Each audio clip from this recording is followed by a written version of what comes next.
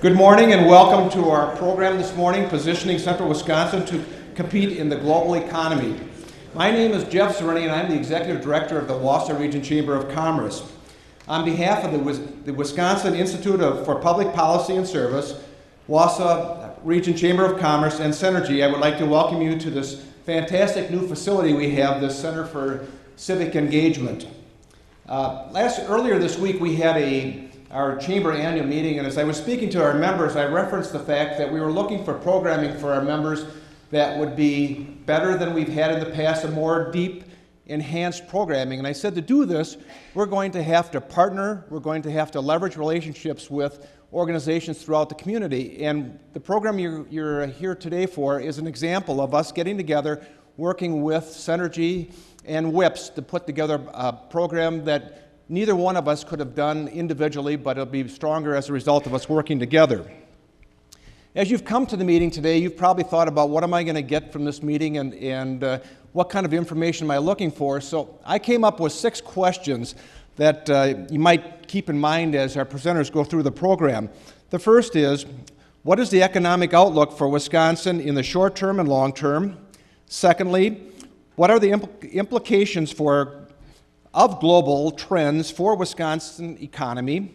Third, how do you translate Wisconsin's economic challenges into opportunities? Fourth, what are some perspectives on managing markets in the U.S. and in Europe? Fifth, how has e-commerce changed the global distribution model? And the sixth one, what are some strategies for helping your company think and act globally? I would now like to introduce Eric Giordano. And Eric is the director of the Wisconsin Institute for Public Policy and Service. Please welcome Eric.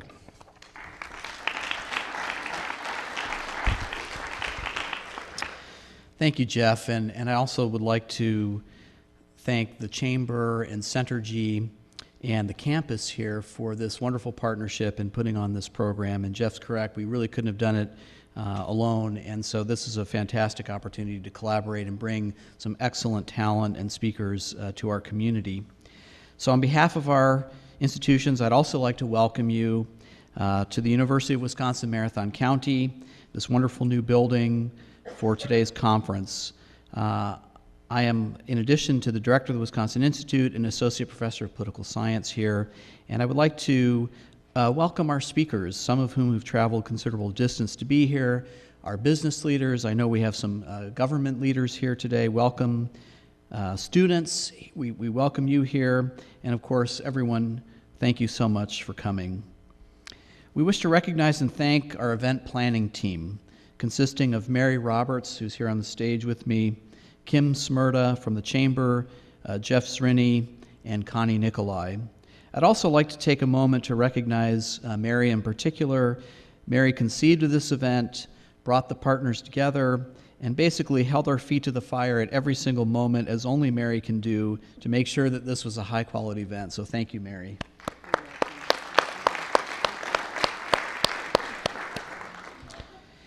The conference would also not be possible without the hard work of our WIPS intern coordinator, Ian Reese, the tall, handsome guy that you've seen walking around. No, I wasn't referring to you, Jeff. But you are too. Our facilities coordinator, Chris McCaslin, food services coordinator, Jane Stencil, theater tech director, Chris Berg, and a special thanks to Dean Keith Montgomery, who sends his regrets. He's giving a presentation before the Board of Regents and could not be here today. Please note that, as you've probably seen, that food and drinks are available in the reception area if you desire refreshments now or during our scheduled break, but we kindly ask that you not bring food or beverages into the theater. At this time, I'd also like to ask you to silence your cell phones and pagers so that we don't have interruptions. In 2005, Thomas Friedman changed popular understanding about the way businesses, governments, organizations, and individuals interact in the world economy when he pronounced in a book by the same name, "The world is flat." Thanks to advances in technology, he asserted, the global playing field has been leveled. All of us are interconnected in a vast system of economic choices that transcend traditional geographic boundaries. we live in a world where multinational corporations move production and jobs overseas to take advantage of lower wages, cheaper production and distribution costs, where satellites, fiber optics, and software-driven communication allow instantaneous movement of ideas and capital, and where innovative products and services are brought to the market to meet just-in-time consumer demand worldwide. In this environment, Friedman argues, we can innovate without having to emigrate. In fact, Friedman is merely the latest in a long line of observers during the last century who argue that technological innovations ranging from the telephone, the automobile, air travel, the personal computer, and the internet have steadily sidelined the importance of geographic place. While critics claim Friedman has exaggerated the degree to which the economic playing field has truly been leveled, most do acknowledge that global trends have caused significant changes in the economic landscape. Whereas even 2 decades ago, there were clearly delineated centers of commerce that dominated the economic landscape, today the world is indeed flatter. According to Richard Florida, the world's peaks and hills, or its industrial and service centers that produce mature products and support innovation, have proliferated, shifted, and become more dispersed. As a result, former manufacturing peaks or centers such as Pittsburgh, St. Louis, Cleveland, maybe here in our own state, have eroded, while centers in Europe, Scandinavia, Canada, and the Pacific Rim have risen up. The world appears flatter not because there is true mobility of goods and services across all markets, but because the economic and social distance between production centers around the world has decreased.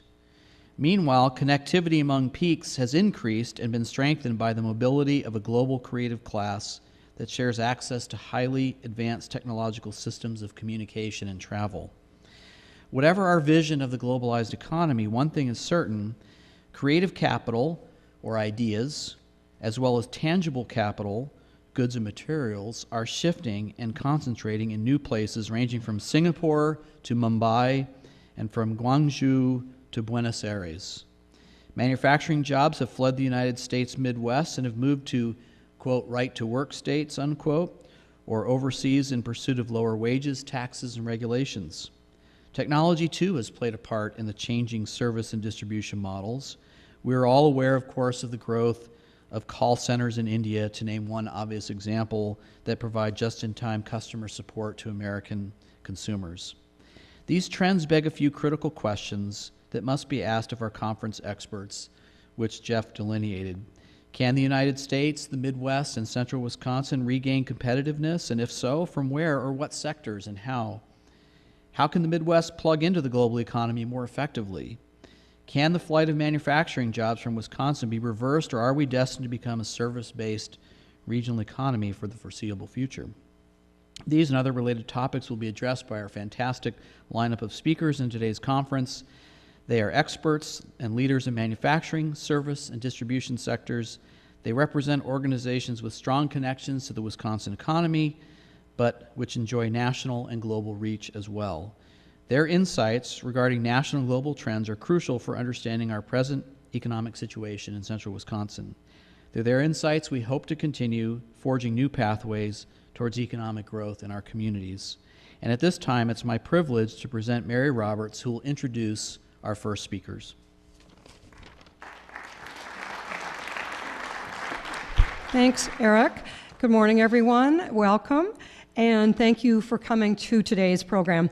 We have 80 people registered, quite a few students and people from out of the area, so people may dribble in and out. So if you're wondering, that's the case.